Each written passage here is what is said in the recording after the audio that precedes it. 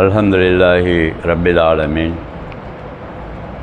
வலாக்கிபத்துல் முத்தகீன் வஸ்ஸலாத்து வஸ்ஸலாமு அலா ரசூலில்லாஹி ஸல்லல்லாஹு அலைஹி வஸல்லம் வாலிஹி வஸஹ்பிஹி அஜ்மாயின் அம்மாபாத். கண்ணியமிக்க எல்லாம் அல்ல அல்லாஹ் சுப்ஹானஹு வ தஆலாவின் நல்லடியார்களே, சகோதரர்களே, அல்லாஹுடைய கிருபையால் நம்முடைய அக்ஸா மஸ்ஜிதில் ஒவ்வொரு வாரம் செவ்வாய்க்கிழமை மகரிப் தொழுகைக்கு பிறகு உலக மக்கள் அனைவருக்கும் நேர்வழிகாட்டியாக, அருள்கொடையாக வல்ல ரஹ்மான் தேர்ந்தெடுத்த ரசூலுல்லாஹி ஸல்லல்லாஹு அலைஹி வஸல்லம் அவர்களுடைய வழிமுறையை படித்து பார்த்து, படித்ததன் மூலமாக கிடைக்கிற படிப்பினையை நம்முடைய வாழ்நாளில் கொண்டு வருவதற்காக நாம் எல்லாம் முயற்சி செய்து வருகிறோம். ரசூலுல்லாஹி ஸல்லல்லாஹு அலைஹி வஸல்லம் அவர்கள் மீது நாம் அதிகமாக பாசம் வைத்திருக்கிறோம், அன்பு வைத்திருக்கிறோம். எந்த அளவுக்கு என்று சொன்னால் நம்முடைய உயிரை விட அதிகமாக பாசம் வைத்திருக்கிறோம். ரசூலுல்லாஹி ஸல்லல்லாஹு அலைஹி வஸல்லம் அவர்கள் மீது பாசம் வைத்திருக்கிறோம் என்றால் என்ன அர்த்தம் என்றால், நம்முடைய 24 மணி நேர வாழ்க்கையில் நடைமுறைப்படுத்துகிற எல்லா செயல்பாடுகளிலும் ரசூலுல்லாஹி ஸல்லல்லாஹு அலைஹி வஸல்லம் அவர்கள் எப்படி செய்தார்கள் என்று படித்து பார்த்து தெரிந்து கொண்டு, அந்த அடிப்படையில் நம்முடைய நேரத்தை நாம் பயன்படுத்தினோம் என்று சொன்னால் 24 மணி நேரம் நம்முடைய வாழ்க்கை முழுமையாக இபாதத்தாக மாறிவிடும். உதாரணமாக நாம் தொழுகிறோம், ஒரு 5 நிமிடம், மிஞ்சி போனால் ஒரு நாளைக்கு ஒரு அரை மணி நேரம் நாம் தொழுகிறோம், அவ்வளோதான். பாக்கி உள்ள 23.5 மணி நேரங்கள் வேறு வகையில் செலவு செய்கிறோம். அந்த வேறு வகையில் செலவு செய்கிற அந்த வேலைகளை ரசூல் ஸல்லல்லாஹு அலைஹி வஸல்லம் அவர்கள் எப்படி செய்தார்களோ அப்படி நாம் செய்ய முற்பட்டு விட்டால் நாம் செய்கிற வேலை கூட இபாதத்தாக மாறிவிடும். அல்லாஹ் இபாதத்தாக கணக்கெடுத்து விடுவான். தூங்குகிறோம், ரசூல் ஸல்லல்லாஹு அலைஹி வஸல்லம் எப்படி தூங்கினார்கள் என்று தெரிந்து கொண்டு தூங்கினால் அது இபாதத்தாக மாறிடும், வணக்கமாக மாறும். தண்ணி குடிக்கிறோம், ரசூலுல்லாஹ் எப்படி தண்ணி குடித்தாங்கன்னு தெரிந்து கொண்டு தண்ணி குடித்தோம்னாக்கா அது இபாதத்தாக மாறும். சட்டை போடுறோம், செருப்பு போடுறோம், வீட்டை விட்டு வெளியே போகிறோம், வாகனத்தில் செல்லுகிறோம், வியாபாரம் செய்கிற, இப்படி எதை எடுத்தாலும் எல்லோருமே ஒரு குறிப்பிட்ட வேலையை செய்து கொண்டு தான் இருக்கிறோம். வேலை செய்யாத யாருமே கிடையாது. அப்போ நாம் செய்கிற வேலைகளோடு சேர்த்து ரசூல் ஸல்லல்லாஹு அலைஹி வஸல்லம் எப்படி செய்தார்கள் என்பதை தெரிந்து கொண்டு செய்தால் அது முழுமையாக ஒரு நாளில் 24 மணி நேரமும் இபாதத்தாக மாற்றப்படும் அல்லாஹுவால். அதுதான் ரசூல் ஸல்லல்லாஹு அலைஹி வஸல்லம் அவர்கள் மீது நாம் வைத்திருக்கிற பாசத்துக்கான அளவுகோல். புகழ்கிறோம் என்ற பேரில் ஏதோ பாட்டு பாடிட்டு போகிறதில்லை. மாறாக நாம் செய்கிற எல்லா காரியங்களிலும் ரசூலுல்லாஹ் எப்படி செஞ்சாங்கன்னு முதல்ல திங்க் பண்ணுறது. உதாரணமாக போன வாரம் நம்ம சொன்னோம், காலை எழுந்த உடனே 2 கையும் கழுவ சொன்னாங்க, அவங்க கழுவுனாங்க, தண்ணியை மூக்குக்குள் செலுத்தி சிந்தினார்கள். அதை நம்ம போன வாரம் படித்தோம், தெரிந்து கொண்டோம். அதை நடைமுறைப்படுத்தும்போது என்ன நடக்கும்னு சொன்னாக்கா, எழுந்த உடனே நம்ம ரசூலுல்லாஹ்வை நினைக்கிறோம். ரசூலுல்லாஹ்வை நினைக்கிறதோட அர்த்தம் என்ன? ரசூலுல்லாஹ்வை நினைக்கிறோம் என்று சொன்னாலே அல்லாஹ்வை நினைக்கிறோன்னு அர்த்தம். ஏன்னா ரசூல் ஸல்லல்லாஹு அலைஹி வஸல்லம் சொன்னாங்க, என்னை யார் பின்பற்றுகிறாரோ அவர் அல்லாஹ்வை பின்பற்றி விட்டார், எனக்கு யார் மாறு செய்கிறாரோ அவர் அல்லாஹ்வுக்கு மாறு செய்து விட்டார் என்ற இந்த கருத்துப்பட நிறைய ஹதீஸ்கள் வருது. ஹதீஸில் அல்லாஹ் பதிவு செய்கிறான் குர்ஆனில், வமா நஹாக்கும் அன்ஹு ஃபன்தஹு வமா ஆத்தாக்கும் ஒரு ரசூலு ஃபஹுதுஹு. குர்ஆன் வசனம் இதெல்லாம். உங்களுக்காக அனுப்பப்பட்ட இந்த தூதர் உங்களுக்கு எதை சொல்லிக் கொடுத்தாரோ அதை நீங்கள் பின்பற்றுங்கள், எதை விட்டு தடுத்தாரோ அதை விட்டு விலகிக் கொள்ளுங்கள். சட்டம் இது நம்மளுக்கு.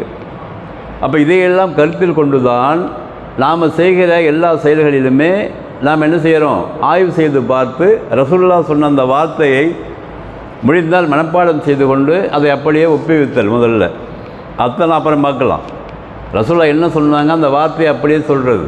எழுந்தவன் என்ன சொன்னாங்க, அல்ஹம்துலில்லாஹில்லதி அஹியானா பாதமா அமாத்தனா இலைஹின்னு சொன்னாங்க. இது அப்படியே மனப்பாடமாக சொல்ல வேண்டியதுதான். முதல்ல உள்ளே பூந்து பார்த்தா அர்த்தம் என்ன அர்த்தம் வருது, எல்லா புகழும் அல்லாஹ்வுக்கு, அவன் தான் எனக்கு உயிர் கொடுத்தான், நான் மவுத்தாகி இருந்தேன், அவங்ககிட்ட தான் போக போகிறேன்னு அர்த்தம். அதோடு விடலை, இன்னொன்று சொல்லி கொடுத்தாங்க ரசூலுல்லாஹ் காலை எழுந்த உடனே. ரொம்ப பேருக்கு அது சில பேருக்கு தெரியும், சில பேருக்கு தெரியாமல் இருக்கும். அதுக்குள்ளேயும் நிறைய அர்த்தம் உள்ள வார்த்தைகள் உள்ளே இருக்குது. எப்படி சொன்னாங்க இன்னொரு துவாவில், அல்ஹம்துலில்லாஹி அல்லதி ஆஃபானி ஃபி ஜஸதி வ ரத்த அலைய ரூஹி வ அதுநலி பி திக்ரிஹி என்று சொன்னாங்க. நிறைய வார்த்தைகள் சொன்னாங்க. குறிப்பாக நம்ம ஆய்வு செய்து பார்க்கும் பொழுது இந்த வாசகத்தில் உள்ள அர்த்தத்தை பார்த்திங்கன்னா ரொம்ப பிரமிப்பாக இருக்கும். அல்ஹம்துலில்லாஹ் ஏஞ்ச உடனே எல்லா புகழும் அல்லாஹ்வுக்கு தான். அல்லது அவன் யார் தெரியுமா, ஆஃபானி ஃபி ஜஸதி, அவன் தான் என்னுடைய உடம்புக்கு ஆரோக்கியத்தை கொடுத்தான்.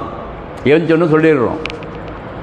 ரத்த அலைய ரூஹி, அவன் தான் என்னுடைய உயிரை எனக்கு திருப்பி கொடுத்திருக்கிறான். மூணாவது அதினலி பி திக்ரிஹி, அவனை நினைப்பதற்காக எனக்கு அனுமதி கொடுத்திருக்கிறான். எவ்வளோ சூப்பராக இருக்குது பாருங்கள் வார்த்தை அமைப்பு. அவனுக்கு தான் எல்லா புகழும்.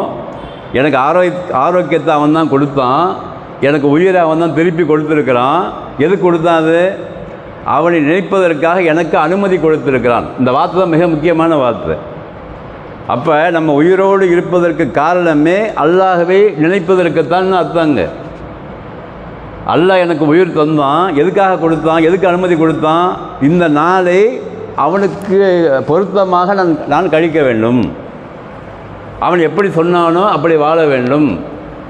அவனை நினைத்து கொண்டே என்னுடைய காரியங்களை செய்ய வேண்டும். அவன் எதையெல்லாம் ஏவினானோ அதை நான் செய்ய வேண்டும். எதை விட்டு அவன் என்னை தடுத்தானோ அதிலிருந்து விலகி இருக்க வேண்டும். அதுக்காக எனக்கு அனுமதி கொடுத்துருக்கிறான். அந்த அனுமதிங்கிற வார்த்தை தான் ரொம்ப ஆய்வு செய்து பார்த்தோம்னாக்கா பர்மிஷன் அர்த்தம் தான். இங்கிலீஷில் ஒரு ஆளுக்கு பர்மிஷன் கொடுக்குறோம், அங்கே போய் இந்த வேலை செஞ்சுட்டு வாங்க, இதை போய் செய்யுங்கன்னு சொல்லி. அதே மாதிரி தான் இந்த உலகத்தில் நம்மை எல்லாம் உயிரோடு வைத்திருப்பதே அவனை நினைப்பதற்குத்தான் சொல்கிறாங்க ரசூலுல்லாஹி ஸல்லல்லாஹு அலைஹி வஸல்லம். அப்போ இந்த நினைப்பு நமக்கு காலை எழுந்தவுடன் வந்து விடுமானால் நம்முடைய செயல்பாடுகள் ரொம்ப சரியாக ஆகிவிடும். அப்போ ரசூல் ஸல்லல்லாஹு அலைஹி வஸல்லம் சொல்லிக் கொடுத்த அந்த வார்த்தையுடைய அர்த்தத்தை நாம் ஆய்வு செய்து பார்க்கும்போது விளங்குது. காலையில் ஏஞ்ச உடனே அல்லாஹ்வை புகழ்வது தான் நம்முடைய வேலை. உயிரை அவன் தான் தந்திருக்கிறான், அவங்ககிட்ட தான் போகிறேன், என்னை உயிரோடு வைத்திருப்பதே அவனை நினைப்பதற்குத்தான் என்ற எண்ணம் நமக்குள்ளே வரும்பொழுது நாம் அடுத்த கட்ட காரியத்தை செய்ய ஆரம்பித்து விடுவோம். அப்போ அவன் நினைப்பதுன்னா காலை எழுந்து என்ன நினைக்கிறதும் கூப்பிடுவாங்க. எல்லா உலகம் போல கூப்பிடுறாங்களா இல்லையா? அல்லாஹ் அக்பர், வாங்க வாங்க, அல்லாஹ் தான் பெரியவன், ரசூலுல்லாஹ் தான் அல்லாஹ்வுடைய தூதர். நீங்கள் நினைக்கிற மாதிரி உங்களுடைய அந்த தொழிலில் வெற்றி கிடையாது. நீங்கள் நினைக்கிற மாதிரி நீங்கள் செய்கிற வேலைகள்லாம் வெற்றி கிடையாது. இங்கே வந்துருங்க, இங்கே தான் வெற்றி இருக்குது, சீக்கிரம் வந்துடுங்க, சீக்கிரம் வந்துடுங்க, உங்கள் தூக்கத்தை விட இதுதான் சிறந்ததுன்னு கூப்பிட்றாங்கல்ல. இதுதான் அர்த்தம். அதுக்கு பாங்குன்னு என்ன அர்த்தம்?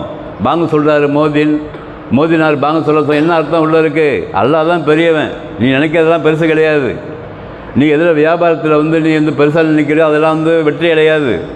நீங்கள் கூப்பிட வந்துட்டீங்கன்னா வெற்றி இருக்கிறதுன்னு அர்த்தம் அங்கே. இப்போ பாருங்கள், நம்மளுடைய பெரும்பாலான மனிதர்கள் காலை எழுந்தபோது எவ்வளோ முயற்சி பண்ணுறாங்களா இல்லையா? நம்ம ரோட்டில் தொழுகை பார்க்குறோம். ஒருத்தர் காலையில் இப்போ டெய்லி பார்க்குறேன் நான், ஒரு 5 கிலோ ஆட்டோவை எடுத்து ஊட்டிகிட்டு உட்காந்துருக்காரு 4:30 மணிக்கெல்லாம். 5 கிலோ டெய்லி பார்க்குற காட்சி இது. நான் ரோட்டில் வரும்பொழுது நம்ம ஊரில் 5 கிலோ ஆட்டோவை தண்ணி ஊற்றி குலைக்கிறாரு, நல்லா பிடிச்சி மெசைகிறாரு. இங்கே அல்லாஹ் பண்ணி கூப்பிட்றாங்க, வரமாட்டேங்கிறாரு.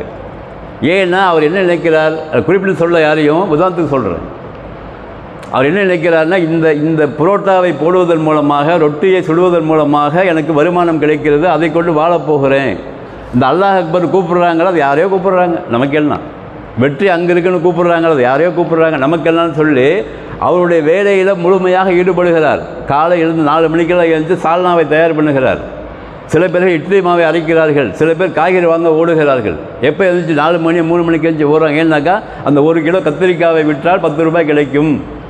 40 ரூபாய்க்கு வாங்கி 60 ரூபாய்க்கு விற்றோம்னாக்கா 20 ரூபா லாபம் இருக்குது, எது கணக்கு போடுறாங்க. ஆனால் அல்லாஹ் சொல்கிறா, டே அங்கே வெற்றி கிடையாது, அங்கே அதை செய், இங்கே என்கிட்ட பர்மிஷன் வாங்கிட்டு செய், இங்கே என்கிட்ட அக்ரிமெண்ட் போட்டிருக்க, ஏற்கனவே என்னை தொழ வேண்டும், என்னை தான் நீ வணங்க வேண்டும் அக்ரிமெண்ட் போட்டு தான் இங்கே வந்திருக்கிற உலகத்துக்கு.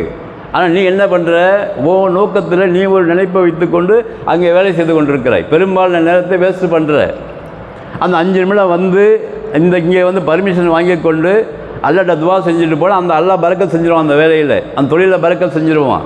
அதுக்கு பிறகு வாழ்க்கையை மாற்றுவான்.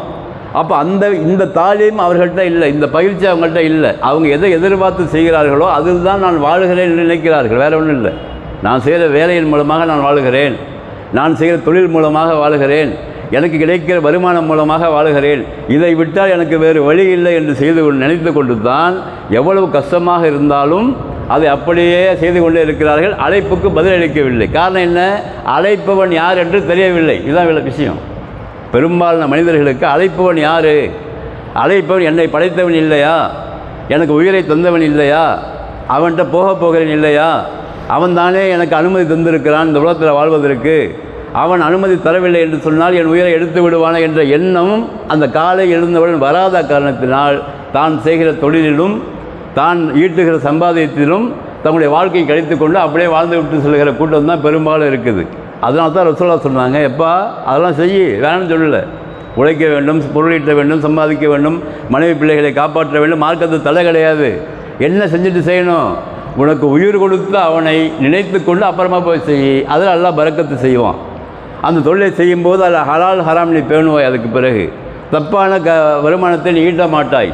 அதனால தான் சொல்லிக் கொடுத்தாங்க ரசூலுல்லாஹ், ஏன் இப்படி சொல்லுப்பா, இப்படி சொன்னால் உனக்கு விளங்குன்னு சொல்லிக் கொடுத்தாங்க.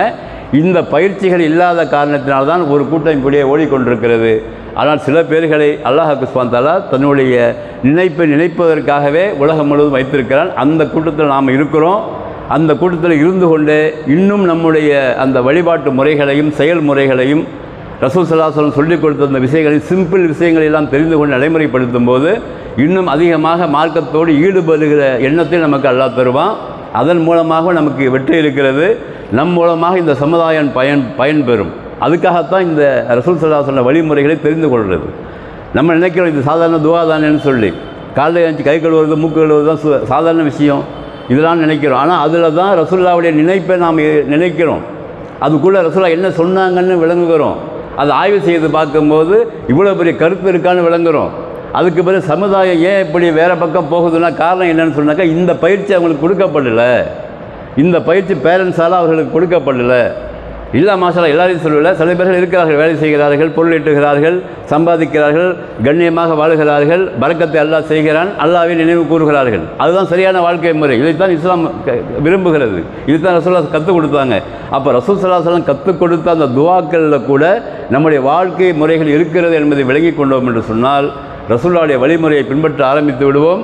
ரசூலுல்லாஹ் மேலே உள்ள பாசம் உள்ளத்தில் அதிகமாகும். அது எப்போ அதிகமாகும்? இதுபோன்று துவாக்களை, நடைமுறைகளை, செயல்படுகிற விஷயங்களை எல்லாம் தெரிந்து கொண்டு செயல்முறைப்படுத்தும் போது வல்ல ரஹ்மான் அல்லாஹ் அந்த ரசூலுல்லாஹ் ஸல்லல்லாஹு அலைஹி வஸல்லம் அவர்கள் மீது உள்ள அன்பையும் அதிகப்படுத்துவான். அதற்கு பிறகு அல்லாஹ்வுக்கு நமக்குமான நெருக்கத்தை ஏற்படுத்துவான். நாம் செய்கிற தொழிலில், நாம் நினைக்கிற காரியங்களில் எல்லாத்திலும் அல்லாஹ் பரக்கத்தை ஏற்படுத்துவான். அதற்கு பிறகு எதிர்பார்த்து வாழ்கிற ஒரு வாழ்க்கை முறையை நமக்கு அல்லாஹ் தந்து விடுவான். இந்த உலகத்தை எதிர்பார்த்து வாழ்கிறோம், இதை மௌத்தை நினைத்து வாழ்கிறோம். எல்லோரும் வாழ வேண்டும். அப்போ தான் சம்பாதிக்கிறோம், வாழ்கிறோம், ஏதோ போகிறோன்னு கிடையாது. அவங்க வேறு, நம்ம வேறு. நம்ம யார்? நம்ம ஒரு குறிப்பிட்ட காலம் வாழப்போகிறோம், அல்லாட்ட போகிறோம்ங்கிற எதிர்பார்ப்பு வாழ்க்கை வாழ்வதால் ரசூல் ஸல்லல்லாஹு அலைஹி வஸல்லம் சொல்லிக் கொடுத்த வாழ்க்கை முறையை கற்றுக்கொண்டு தான் ஆக வேண்டும். அதை செயல்படுத்தி தான் ஆக வேண்டும். அப்படி செய்யும் பொழுது தான் நம்முடைய உள்ளமும் செயல்பாடுகளும் தெளிவாகும் என்று ரசூல் சொல்லிக் கொடுத்தாங்க. அந்த அடிப்படையில் இன்ஷாஅல்லாஹ் தெரிந்து கொண்டு வாழக்கூடிய தௌஃபீக்கை எனக்கும் உங்களுக்கும் வல்ல ரஹ்மான் தர வேண்டும். நம்முடைய சந்ததிகளுக்கும் அதை தர வேண்டும். நமக்கு பின்னால் வரக்கூடிய நம்முடைய சந்ததிகள் இதே அடிப்படையில் வாழ்ந்து மன்னிக்கூடிய பாக்கியத்தை தர வேண்டும். இன்னும் செய்திகளை சொல்வதற்கும் கேட்பதற்கும் அல்லாஹ் தௌஃபீக் தந்திருக்கிறான். அப்போ கேட்டபடி நடைமுறைப்படுத்துவதற்கும் சொன்னபடி நடைமுறைப்படுத்துவதற்கும் வல்ல ரஹ்மான் நம் அனைவருக்கும் அருள் புரிவானாக. வாஹிரு தாவானா அல்ஹம்துலில்லாஹி ரப்பில் ஆலமீன். அஸ்ஸலாமு அலைக்கும் வரஹ்மத்துல்லாஹி வபரகாத்துஹு. சுப்ஹானக்கல்லாஹும்ம வபிஹம்திக அஷ்ஹது அல்லா இலாஹா இல்லா அன்த அஸ்தக்ஃபிருக வ அத்தூபு இலைக்.